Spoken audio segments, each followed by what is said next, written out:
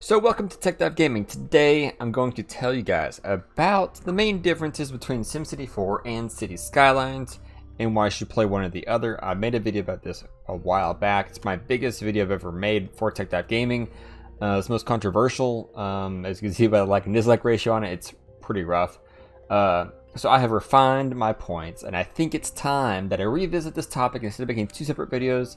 It's going to be one big video where I'm going to kind of tally up the good things for each of the games, and then you can decide which is actually the better game to play now. So, I'm going to start with SimCity. You can see right up here that I have SimCity playing right now, and I can use this while I'm talking to show my points about SimCity, and then I'm also going to cut in footage of City Skylines to show you what I'm talking about as examples for City Skylines. I know it's kind of a thing I left out in the last video.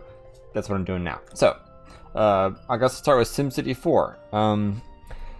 SimCity 4 is a macro, I'll call it a macro city simulation game, where basically the map size, because as you can see here, it is partitioned into smaller chunks, even though these chunks are approximately the size of what, 4 tiles in City Skylines, I believe. Like 4 of the city tiles would fit one of these large tiles in SimCity 4. You can have as many as you want in this game. As long as your computer can run it, you can have as many sims as you want, and you can have as much space as you want. There are multiple maps. People have made like a map of Japan, like full scale, and that's completely and utterly impossible in City Skylines. I actually made a video showing just how crazy a disparity between map sizes in the games is. And if you want to be super realistic with like a region of a country, I think I had the western half of Puerto Rico as a map. I just pulled it in, and I could literally 1-to-1 scale build out the left side of Puerto Rico. I guess if I wanted to, I could probably push the left and right side of this island and make one giant map. In regards to City Skylines, it was able to do a very small chunk, maybe one town or city in Puerto Rico. It's just not, the scale is not there for City Skylines. Not only in map size, but in population and then just the scale of everything. City Skylines, it does simulate every single agent as in each person, each unit of like trash and all that stuff moving throughout the system. It's a lot more accurate in that way because you know, you actually have to manage traffic in SimCity 4. You don't have to do that. But I put the point in SimCity 4's court in that the size of the map is unmatchable. And I think that's a big positive because real cities are huge. They are spread out over hundreds of square miles. They sprawl out, especially in America, and I think China too. They just go on for a lot, massive sizes. I mean, look at Tokyo. Tokyo's got what, 30 million people in a larger metropolitan area. Completely out of the question in City Skylines. If you imported Tokyo, it would either be a scaled down version or just be a very small chunk of the city. And that's not, is that really simulation at that point if you're only able to do a very small chunk of the city? And even then, you're limited. Sure, you can have it's like 1 million people in City Skylines, but the game's gonna run super slow, and it's gonna be a struggle. This game, I mean, right here, I've only been playing this map for a little bit, and I'm at 6.1 million people. That's a large population. It's an impossible population in City Skylines standards, and I've only gotten maybe less than half of this region actually filled out. SimCity 4 gets it for size. Now, in turn, City Skylines, here you go, wins for detail. City Skylines makes much finer, greater detail than SimCity 4 could ever wish for because it has full 3D graphics, letting you move the camera around and zoom in on the super fine details of your city, and also simulating every fine detail of your city. It simulates just every single person. It simulates the jobs, it simulates the traffic. The traffic is almost half of the game of City Skylines, whereas in SimCity 4, it's almost an afterthought. It's like, oh, this road's full, I'll just drag an avenue over it, I'm done. Maybe put some highways in or whatever, but really, traffic's more of just a small chunk of SimCity 4, while in City Skylines, it is a massive part of the game, and it is very important. And in real life, that is very important for city planning. That's almost a very large portion of city planning is actually dealing with people and traffic and moving all these resources around. Another point with the detail in City Skylines is that there is resources. You have oil, you have farms, you have timber, you have especially the industries. They add a lot of things in like that. And that really adds to fleshing out a more living feeling city than anything SimCity 4 could possibly do, because SimCity 4 is just an isometric top-down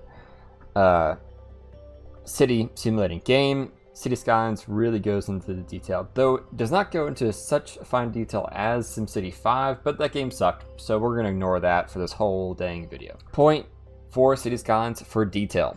City Skylines has a major advantage over SimCity 4 in one department, and that is being new.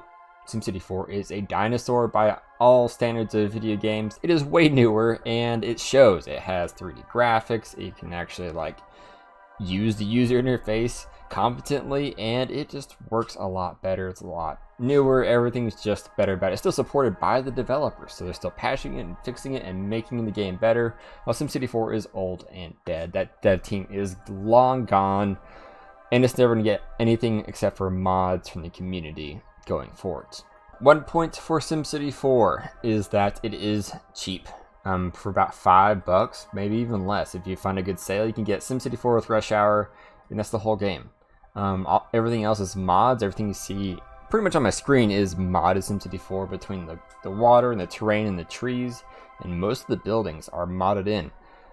While City Skylines costs $30 for the initial game if you don't buy it on sale, and then there is a ton of DLCs and buildings, and it's the paradox model of monetization, and it is very annoying. I don't like it. I mean, I get it, right? So they look in a little DLC. It's like, oh, industries here, campus here, after dark here.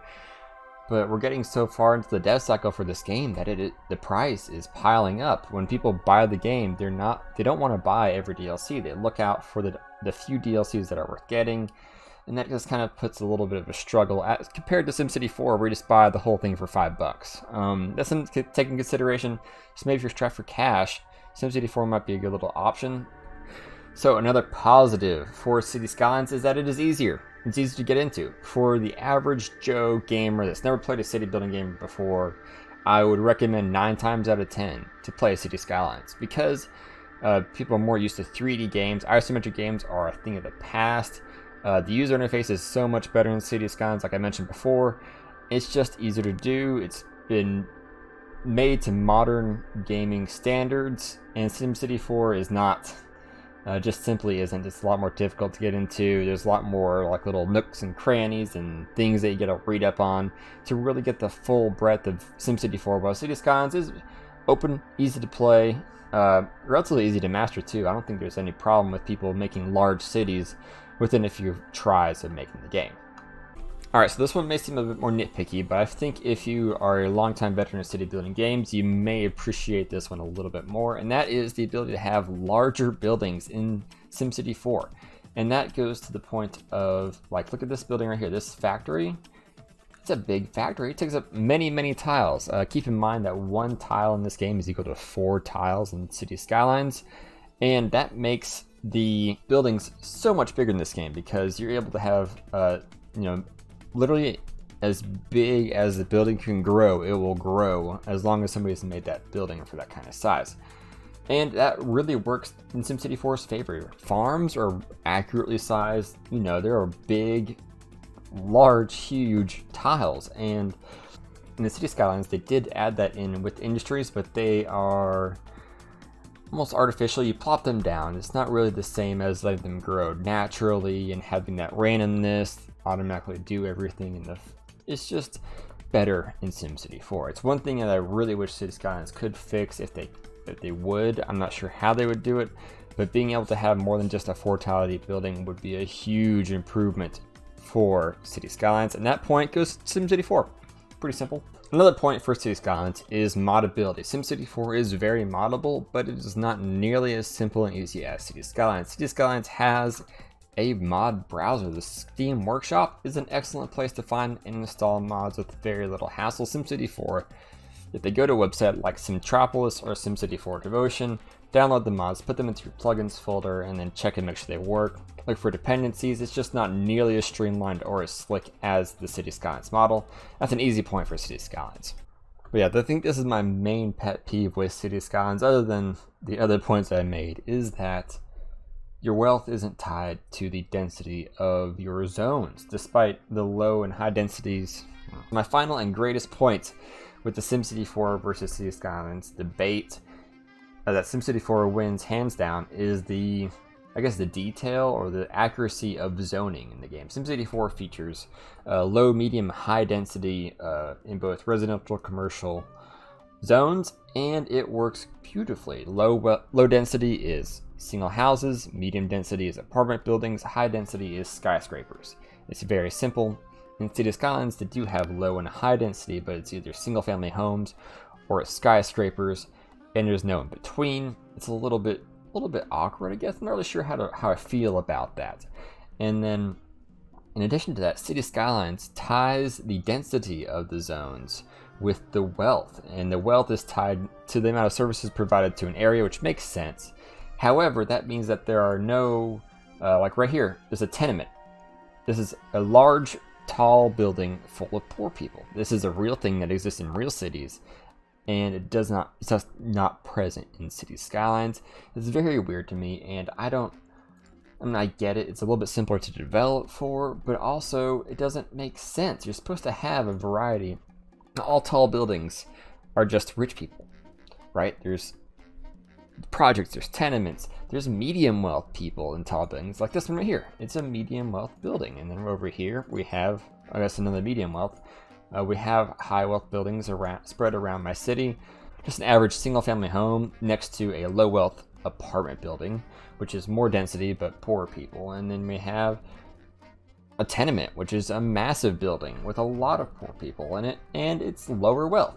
This is an impossible situation in City Skylines, and it's very inaccurate of their simulation to not have, or to have, wealth directly tied to the density of the zones.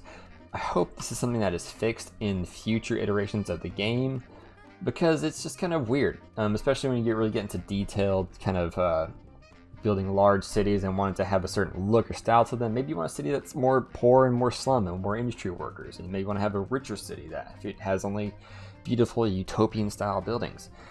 You can't really make that in the City Skylines, and that's kind of frustrating. But anyways, that's a big point from me for SimCity 4, and I don't know if they're tied or not, but please comment below. What do you think? I hope you found my input useful or helpful or interesting or educational in some way, shape, or form. Please subscribe, like, and comment.